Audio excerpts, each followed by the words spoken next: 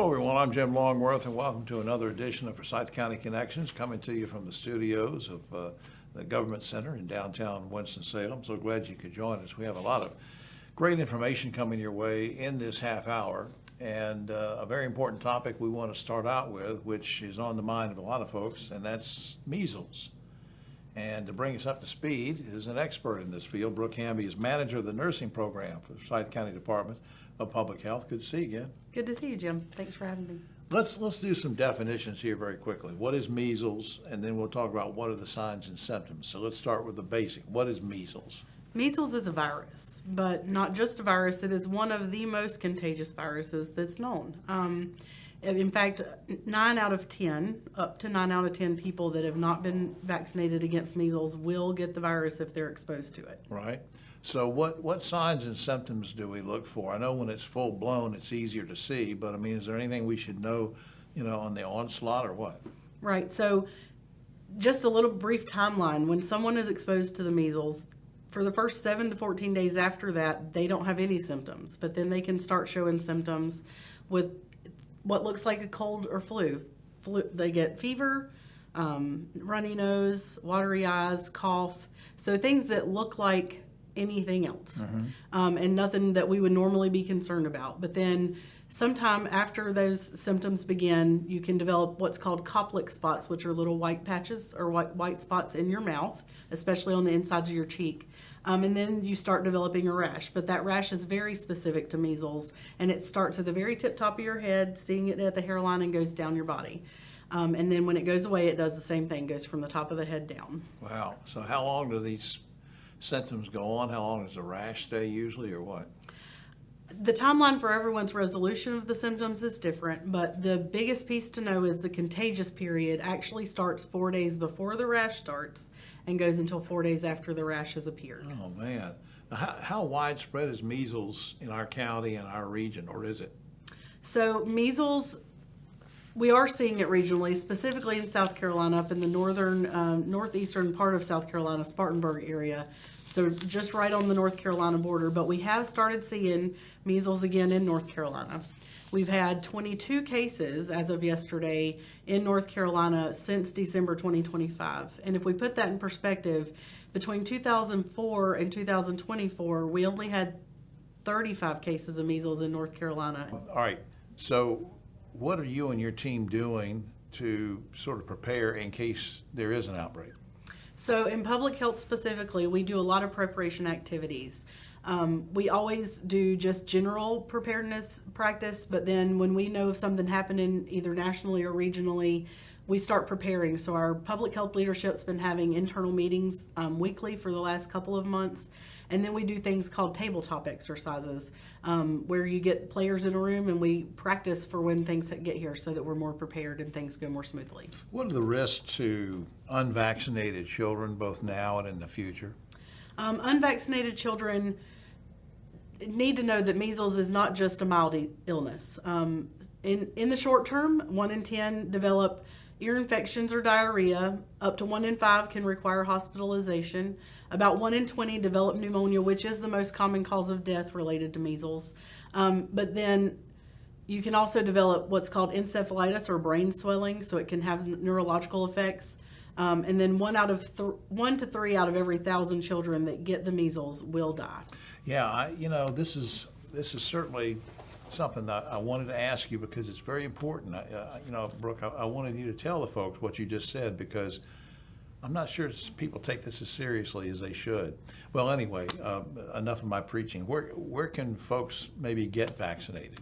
So parents could start by contacting their child's health care provider just to check to make sure their child has been vaccinated, and if not, they can schedule an appointment to do so. They can also make an appointment with the Forsyth County Department of Public Health. The immunization clinic, they can call 336-703-3324 because we're here to make sure families have access to safe and effective care. Good deal. Brooke, thanks for everything. Thank you. We'll be right back after this.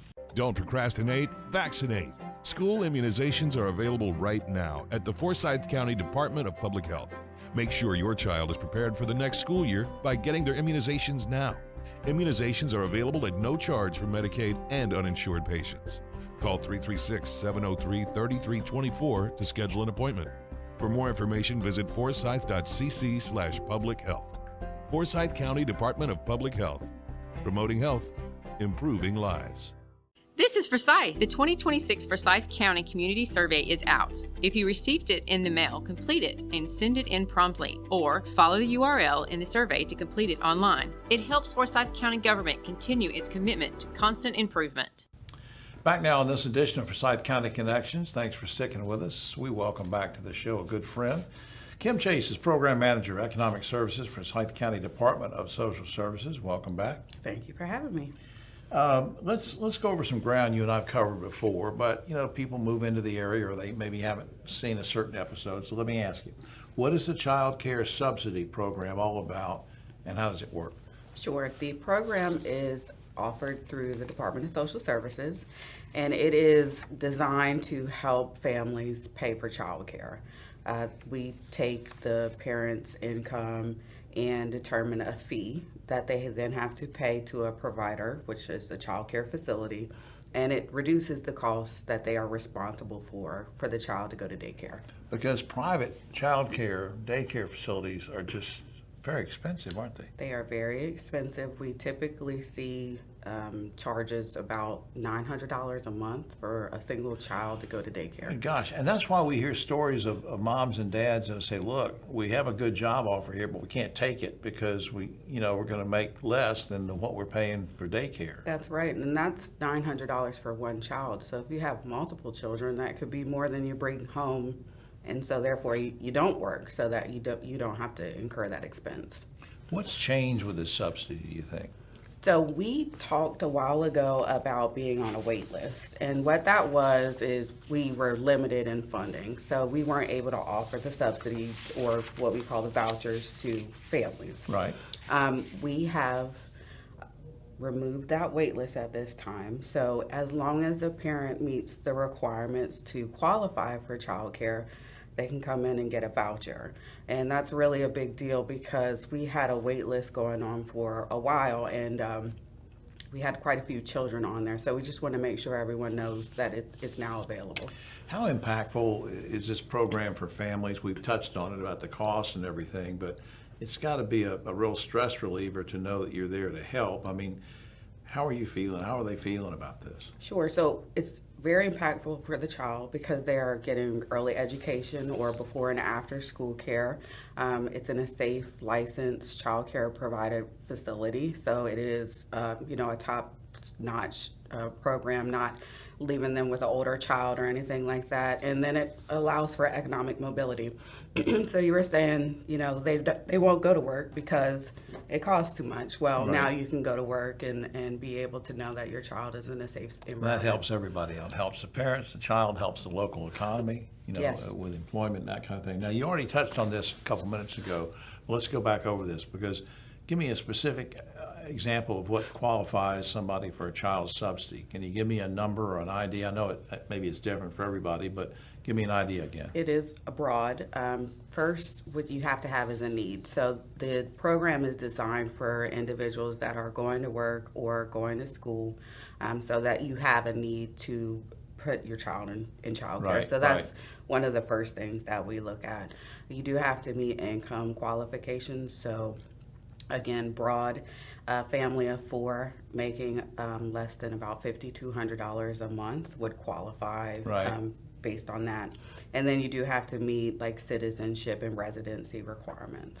You would hope that each family has somebody like an aunt or a grandmother or grandfather that can help out, but that's not true of every family. Even though there have been some politicians to say, yeah, just go get a grandmother to look at, that's not practical sometimes. Yeah, it's not, and with the cost of living, more people are having to stay in the workforce longer. And sometimes it's the grandparents that are the caretaker of the children, and That's so right. they need assistance as well. All right, we have a few seconds left. How can people apply and how can they learn more? Sure, you can go to the office on Highland, so 741 North Highland, and apply in the office. You can call us if you have questions at 336-703-3800.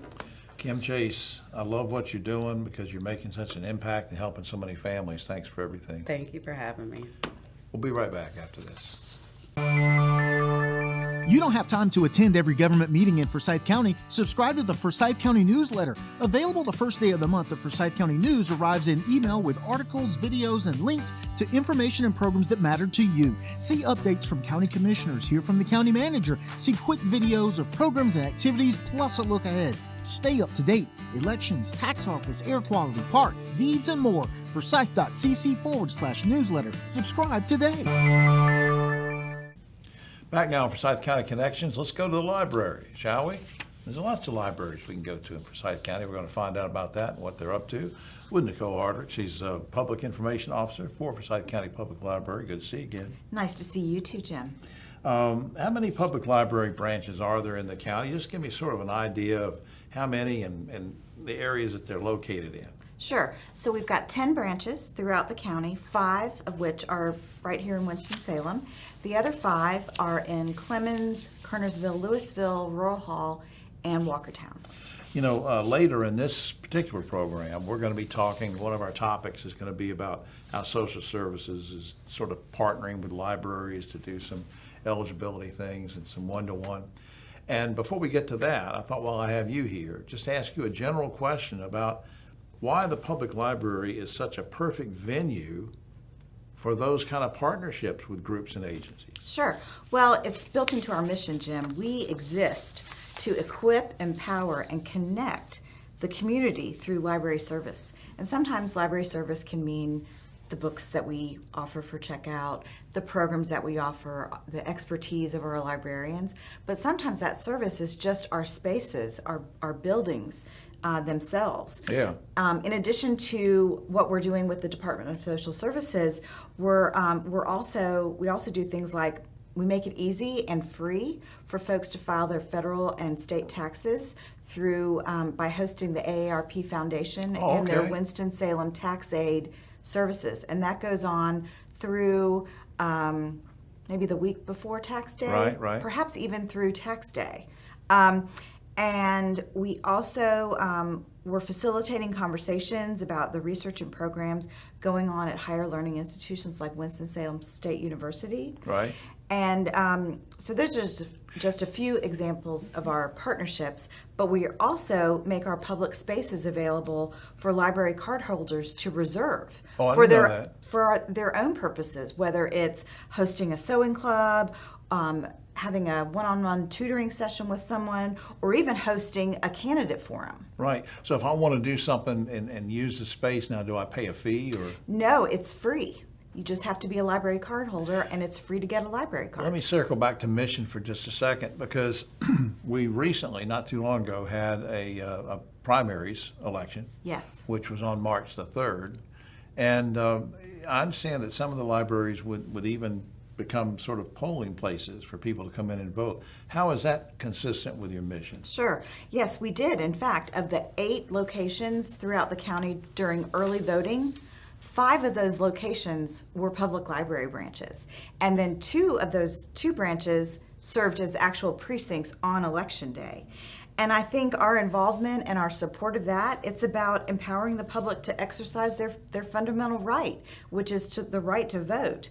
And I'm proud to work for an institution that helps people make their voices heard through the ballot box. In general, and you've touched on a lot of this in some of your answers already, but in general, what's the value of the public library to the community and to the region? Sure. Well, I think our value can be measured in lots of different ways. Just looking at numbers, we've got 8.3 million items that are available to check out to our approximately 350,000 active library card holders. And those are things that are within our branches themselves, or digital things that you can download, or books and materials in other places through our consortium of multiple library systems throughout the state. Yeah, I think I asked you this a long time ago when you were here, but when was the first time you remember going to a library? First time I remember going to a library, it was not a public library, although my mother probably took me there, but it was the weekly visits to the Laughlin Elementary School library in Summerfield. Okay. Just loved going every week. I would check out and return the same book because I just loved going there. Yeah, so early on you were exposed to libraries, so it's in Yes. your blood, huh? It is, Oh, absolutely. before we run out of time, is there a website or something people can go to learn more about library activities? Yes, forsythlibrary.org will get you to everything about our library, from information about our collection, the different centers we have in our library, and then you can also get to our calendar to see all the events Good deal. we're We'll be right back after this. This is Forsyth. Property fraud is real. Protect your property today. Sign up for the Forsyth County Register of Deeds Property Fraud Alert. Be notified by email if someone tries to use your name or address on documents filed with the Register of Deeds. Following an alert, you can contact your lending institution and police to file a report. No Register of Deeds office has the authority to remove any document. Use our free property fraud alert at forsyth.cc/ROD. No ice is safe ice in Forsyth County. Creeks, lakes, streams, and ponds may be frozen, but none can ever be considered 100% safe to walk or play on. No ice is safe ice. They may seem solid, but conditions can be different a short distance away. No ice is safe ice. People or pets can fall through. Shock and currents can make it difficult or impossible to get out. No ice is safe ice in Forsyth County. A message from Forsyth County. Back now on Forsyth County Connections. Thanks for staying with us. So we have a very special guest with us. I've never met this gentleman before. We're going to do our own introductions to each other here. David Carroll's a firefighter with Forsyth County Emergency Services. Thanks for being here. Yes, sir. Good to be here. And thanks for your service in advance, if I don't say appreciate that later. Where were you born, and what were your interests growing up as you were a kid? Well, I was born in Lillington, is where I grew up. I was familiar with Raleigh, born actually in Rex Hospital, but grew up in Lillington. And interest as a kid, I liked soccer. I always liked the fire service. I remember being in preschool and being asked, what do you want to do when you grow up? And What'd I you said, say? I want to be a firefighter. Did you really? Just like my dad. He was a 32 plus years volunteer firefighter in our town. Okay. And so I got to pal around up there from diapers or the shop rags with duct tape Yeah. that they utilized for a diaper in a pinch. So it got in your blood early on. Yes, sir. How about that? And so mainly was that the first time anybody in your family had been a firefighter with your dad, or had he had some relatives and family that were also? You know, I don't know that I've ever asked previous to him. I guess he held the moon in my eyes for that aspect, but his family, some of them were in law enforcement, in the sheriff's office years before. A lot of thread of public service running through the family then, right? Right. Now, how long have you been with Forsyth County?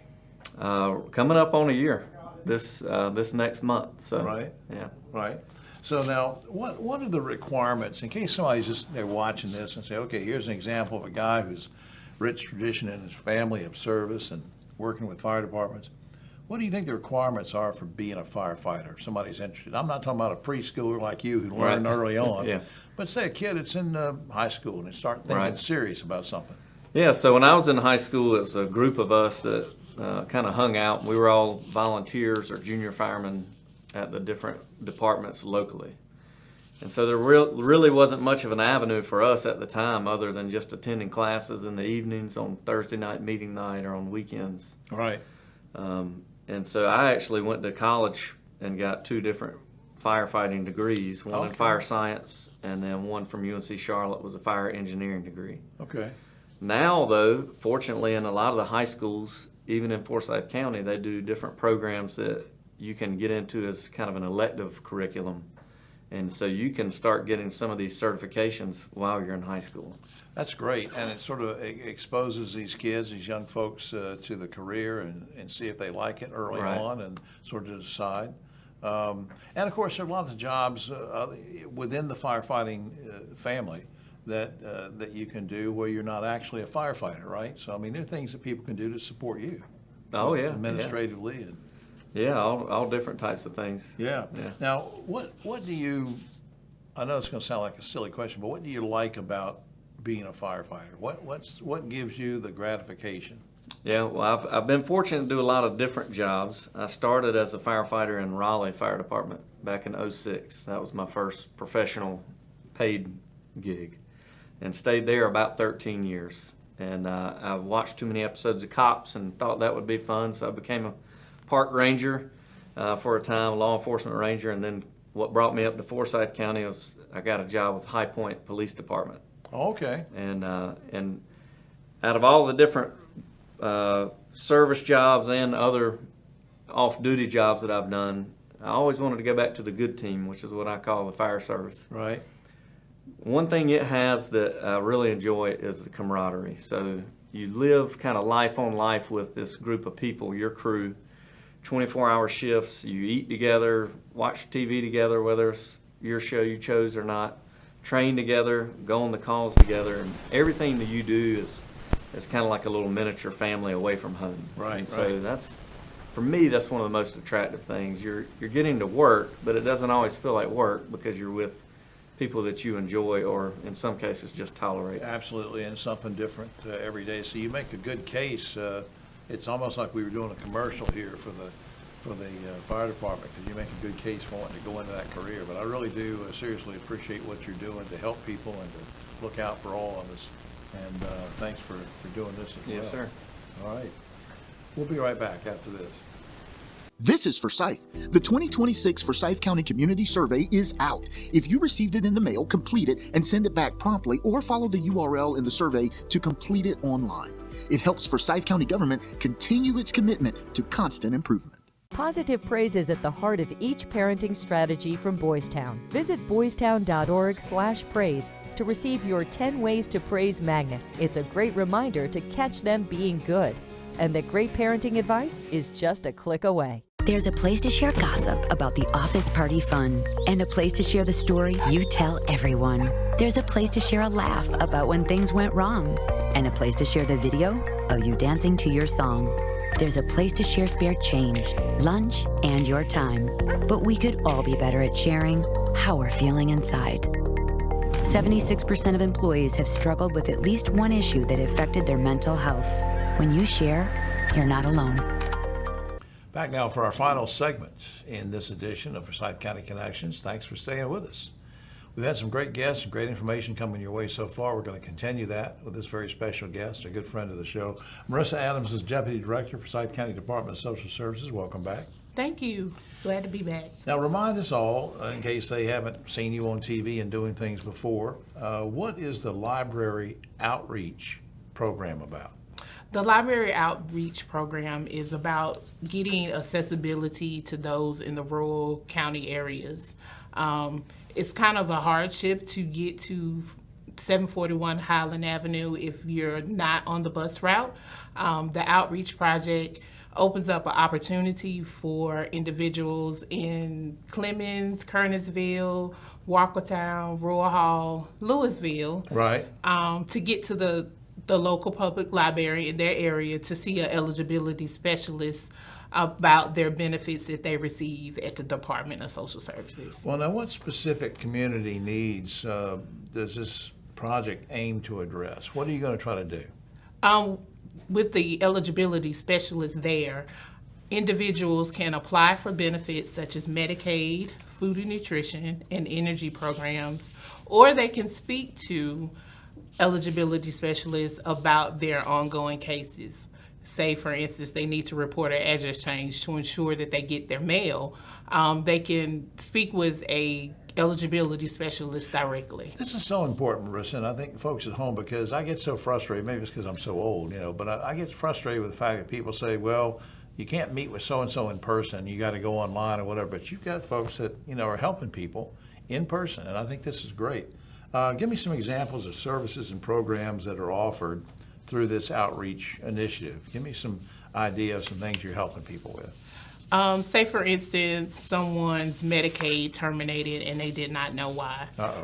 They can go to the local library to speak with their eligibility specialist to find out what missing piece of information may have been needed to continue their ongoing eligibility.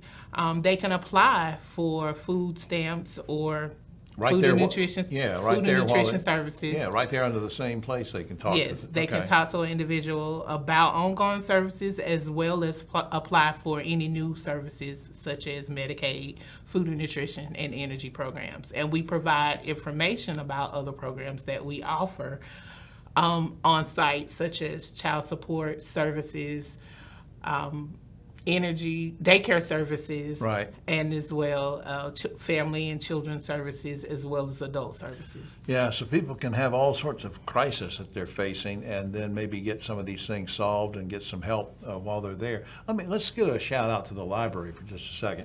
How does the partnership between you and your team and the library enhance effectiveness of this project?